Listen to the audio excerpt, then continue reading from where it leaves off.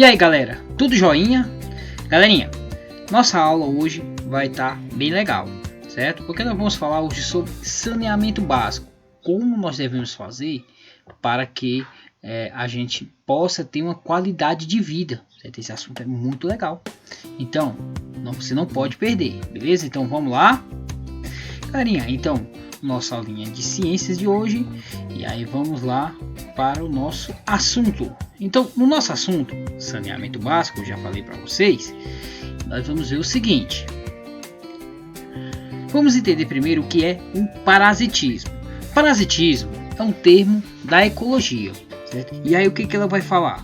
Parasitismo é a relação existente entre espécies onde um organismo usa o outro como habitat, certo? E alimento.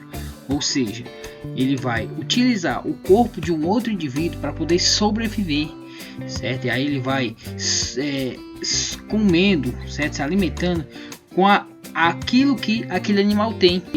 Então isso nós chamamos de parasitismo, beleza? Então parasitismo, relação existente entre espécies onde o organismo usa o outro como habitat ou alimento. Tudo bem? Aí vamos ter os exemplos aí, ó. O exemplo, piolho. O piolho é um grande exemplo de um parasita, certo? Então ele utiliza aí o couro cabeludo, certo? Como forma de sobreviver, certo? Então ele vai se alimentar com o resto de pele do couro cabeludo, certo? E aí ele vai ter o esconderijo, certo? E aí ele vai se reproduzir tudo ali no cabelo. Outro exemplo, o carrapato, certo? O carrapato também é um exemplo de parasitismo. No caso dos animais, que a gente vai observar que ele vai sugar o sangue, certo? Ele vai ver ali para beber o sangue, e aí ele vai utilizar esse sangue para poder então desempenhar suas funções vitais. Então parasitismo, relação existente entre espécies no qual uma utiliza o outro como hospedeiro, ok? Certo? Aí vamos ter os hospedeiros, e aí nós vamos ver um outro assunto depois, como são esses hospedeiros, beleza? Então vamos lá para seguir adiante. Pessoal, primeira parasitose aí. Primeira parasitose, vamos ter a Esquistossoma mansoni, certo? Também conhecido como barriga d'água. Aí nós vamos ter aí no caso, deixa eu só pegar aqui uma caneta para a gente explicar direitinho como é que funciona isso. Nós vamos ter a Esquistossoma mansoni, que ela é uma doença que no caso, deixa eu pegar aqui a canetinha. Pronto. Ó. Aqui nós vamos ter no caso um macho, certo? E aqui eu vou ter a fêmea, beleza? Eles vivem no organismo humano, certo? E aí neste caso ele pode causar a barriga d'água, que é o aumento do tamanho do fígado, certo? Ele é uma parasitose muito séria, e ele vai estar presente principalmente aí na água. Então vamos entender o ciclo dele para a gente ver mais ou menos como é que funciona. Vou só apagar aqui para a gente não perder muita coisa. Eu vou aqui apagar, beleza, pessoal? Vou apagar. Então vamos lá. Apaguei. Então esquistossomose, certo? Esquistossomose mansoni, também conhecido como barriga d'água, certo? É muito comum em pessoas que tomam banho no rio, claro, por isso tem que ter cuidado, pessoas que tomam banho em rio, certo? A questão do caramujo, vamos lá entender o ciclo. Ele vai ficar lá na barriga, ele vai fazer o crescimento lá do fígado, certo? E aí lá é que vai acontecer a produção dos ovos, certo? Os ovos ele vai ser depositado, e aí a pessoa, na hora que vai defecar, o que acontece? Ele desce e fica na água, certo? Okay? Quando ele está na água, ele vai receber o nome de miracídio. Miracídio, esse negocinho aí que você está vendo, deixa eu só marcar aqui, pegar a canetinha, vou explicar direitinho.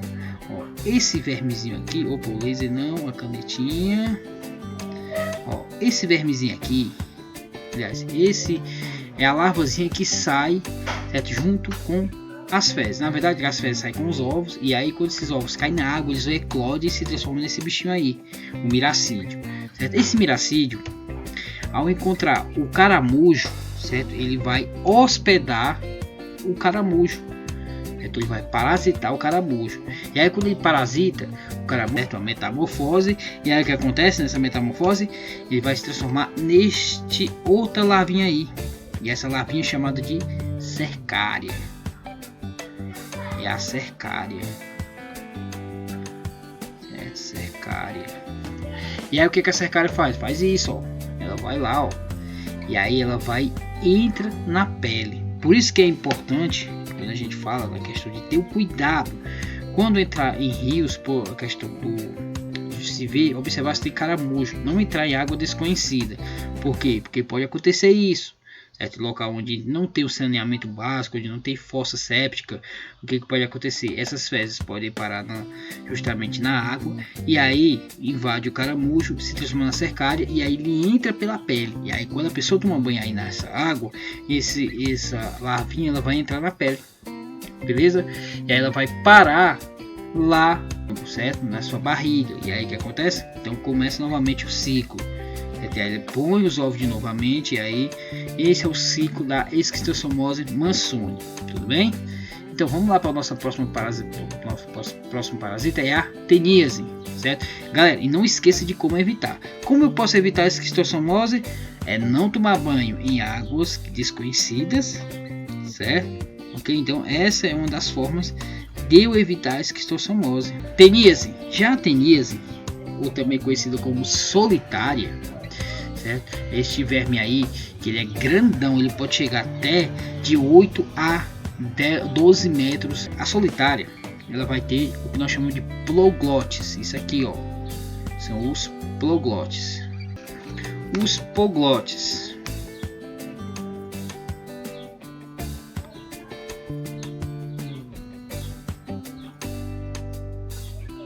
Os ploglotes. O que acontece com os ploglotes? Os ploglotes, e no caso aí vai ser uma parte da tênia onde ela vai produzir. E nós sabemos que a tênia ela é hermafrodita. Então aí ela vai transformar isso aí em ovos, certo? No seu intestino. E aí nós vamos ter dois tipos. Vamos ter essa aqui, ó. Só resumindo, aí nós vamos ter a tênia, ela vai ficar no seu intestino, beleza? Os ploglotes, neste caso maduro, ele vai descer pelas fezes, certo? E aí nós vamos ter que ter cuidado com o animal que consome, beleza? E vindo aqui, nós vamos mostrar aqui dois tipos de tênia.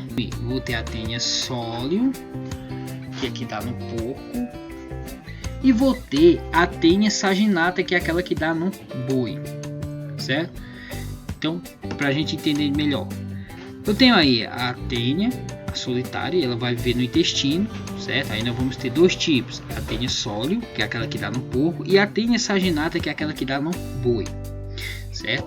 Seguindo adiante, nós vamos ver aqui uma doença que é muito ocasionada principalmente com a tênia sólio, que é a questão da cisticercose. O que seria essa cisticercose, professor? Bom, a cisticercose é o ovo da tênia, principalmente a tênia sólio. O que ela vai fazer? Ela vai produzir o ovo, e esse ovo é como se tivesse uma vida própria, certo? E aí, ó, vou dar um exemplo. O que acontece? A tênia vive no intestino, e a gente já falou das ploglotes. As ploglotes é o ovo maduro, ele vai cair junto com as fezes. E aí o animal, o que acontece com o animal? O animal, ele come este ploglote, certo? Junto com as fezes. E aí esses ovos que estão aí nas fezes vão fazer parte agora, certo? Eles vão entrar no organismo do animal e vai parar na carne, certo? Na carne do animal, certo? Então o cuidado que você tem que ter com esse animal para ele não comer as fezes, no caso aí do porco, justamente por isso. E aí, ó, a carne vai apresentar as canjiguinhas, certo? E aí o que acontece? Essa cisticercose, a pessoa que ao comer essa carne mal passada ou mal cozida, certo? O que vai acontecer?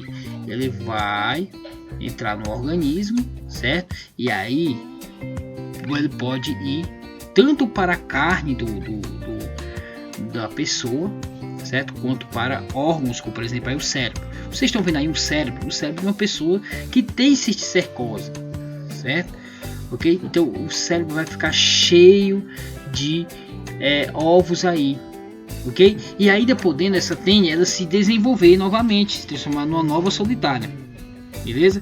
Então a cisticercose também é um risco muito grande e quando se fala no caso em tênia, certo? Então cuidado aí na questão do consumo da carne, observar se a carne tem no caso aí os ovos, certo? A canjiguinha, que são os carocinhos pretos que ficam na carne, beleza?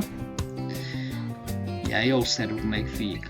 Então seguindo adiante, vamos ver a próxima, que é o amarelão, certo? O amarelão, também conhecido como necaton americano, certo? Ok? E aí nós temos a foto aí, né? A foto bem assustadora, mas no caso aí é o verme, certo? Esse verme ele vai ter uns dentes que ele vai se prender ao intestino, certo? E aí o que acontece com o amarelão? O amarelão, nós vamos ter tanto o macho quanto a fêmea. Você vai ter dimorfismo sexual, ou seja, vai ter o macho e vai ter a fêmea. Eles são diferentes, certo? E eles vão ficar lá no intestino. O que acontece? Como eu vou pegar amarelão? Se eu andar com o pé descalço em locais contaminados, certo? No caso aí ele vai entrar pela pele do pé e vai parar lá no seu intestino, certo? Isso é que o amarelão faz. E aí o que ele pode causar? Ele pode causar palidez e a cor amarelada da pele, ou seja, uma amarelidão na pele, certo? A icterícia, certo? Porque você está perdendo sangue, então a icterícia ela vai se depositar nos tecidos da pele, vai ter fraqueza generalizada, dores abdominais, anemia e perda de apetite, certo? Essas são as características de uma pessoa que tem o amarelão, que antes era conhecido como doença do Jequitatu, certo? Ok? Seguindo adiante, vamos ver aí sobre a ascaridíase, também conhecido como lombriga, certo? As lombrigas, no caso aí, eu tenho aí o ciclo, eu peguei essa imagem aí do Google, certo? E aí nós vamos observar aí, ó, como eu pego as ascaridíase. As ascaridíase é pegado através da água ou do alimento contaminado pelos ovos, certo? Ao chegar no seu intestino, esses ovos vão se desenvolver e vão se transformar nas lombrigas, certo? Ok? Galerinha, antes de eu entrar em água potável, eu queria fazer um resumo para vocês. A gente viu lá sobre a esquistossomose mansoni, que eu ensino também com barriga d'água. O que a gente viu? Que ela, como ela é causada pelo entrar em águas que tenha o miracídio. Lembra? Então, como eu posso evitar? Não entrando em água desconhecida. Aí falamos também sobre a tênia. A tênia é o que? Qual é a medida de segurança para que eu não venha adoecer com a tênia? É principalmente ter cuidado com a questão da carne, certo? Então, a carne tem que estar bem assada ou bem cozida antes de ser digerida, beleza? E falamos também sobre o amarelão, que é evitar andar com o pé descalço, porque o verme pode entrar pela planta do pé, certo? E aí ele vai direto lá para o seu intestino. E aí vimos também a questão da lombriga. E a lombriga é ter cuidado com os alimentos que você come, lavar antes de comer, certo? Então é muito importante isso. Vamos lá para o conceito de água potável. Água potável é uma água apropriada para o consumo humano, ou seja, quando podemos bebê-la sem ter risco à saúde. Isso nós chamamos de água potável, beleza? E ela deve ser como, professor? Aí é muito legal. Ela tem que ser inodora, ou seja, sem cheiro. Ela tem que ser insípida, sem gosto, e ela tem que ser incolor, ou seja, não apresentar uma coloração, beleza? Ela tem que estar desta forma aí que vocês estão vendo, ó, transparente, certo? Não pode ter cheiro e nem pode ter sabor, beleza? Então, mais adiante, vamos ver lá. Galera, processo de filtragem, certo? Aí o filtro é um filtro de barro, e nesse filtro de barro, o que nós vamos observar aí? Ele vai ter uma vela geralmente é feita de um material poroso, certo? E aí o que ela vai fazer? Ó, nós temos aí um exemplo e vemos aí como funciona. A água está ali, do jeito que a água está ali, ela vai ser jogada ali na parte de cima, e essa água ela vai ser filtrada pela vela, certo? Então a água que está aqui embaixo, essa água que está aqui embaixo é uma água potável.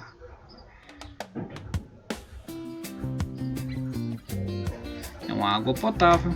Esse é o primeiro passo, a filtração. Segundo passo, No caso, a água deve ser clorada, por exemplo, é colocada o hipoclorídrico, certo? A água clorada, ela é importante para poder matar muitos dos micro-organismos, certo? E a filtragem não é suficiente? A filtragem ela vai retirar o excesso de grânulos, certo? Existem alguns seres vivos, alguns organismos que são maiores, com certeza eles vão ficar na vela. Porém, alguns micro-organismos, que são ainda menores, eles conseguem ultrapassar. Então, para garantir que essa água esteja 100% apropriada para beber, é interessante que seja clorada, certo? Ou seja, ou adicionar um pouco de cloro ou adicionar o hipoclorídrico sódico, certo? Que vai realmente matar esses micro-organismos. Eles estão deixando a água ideal para o seu consumo, ok? Ou se não tiver o hipoclorídrico, ela pode ser fervida, certo? Só que tem que ter um detalhe, porque se eu ferver demais essa água, ela vai perder algumas propriedades da água, certo? E não é legal, certo? Então, por que eu utilizo a fervura? Porque a fervura mata os micro-organismos, beleza? E aí deixando a água livre desses micro-organismos, sendo ideal para você consumir, beleza? E vamos lá para o nosso exercício. Já está aí o teu exercício, certo? Quando dizemos que a água é potável? 2. Como podemos saber que a água é potável? 3. Algumas verminoses são transmitidas pela ingestão acidental de ovos de vermes presentes em terras e águas contaminadas por fezes humanas. Estes ovos microscópicos também podem estar em alimentos não lavados. Por exemplo, parasita desse tipo aí você vai colocar aí o nome desse parasita, beleza? E essa daí falando sobre a carne do porco, né? E aí você vai responder aí tranquilo, beleza? E vamos lá para a quinta questão. E a quinta questão também é falando sobre saneamento básico, certo? Sobre a Organização Mundial da Saúde recomenda que seus Estados-membros se desenvolvam políticas públicas na prevenção e tratamento de parasitoses. Dentre essas políticas de fiscalização sanitária e em abatedouros e açougues promove medidas de prevenção pronto. E aí está falando sobre abatedouros e açougues. Aí você responde essa questãozinha no seu caderno, certo? E aí, galera, nossa aula fica por aqui, ok? E é muito bom estar com vocês, beleza? Espero que vocês aproveitem o máximo, ok? Galera, e obrigado. Até a próxima e tchau!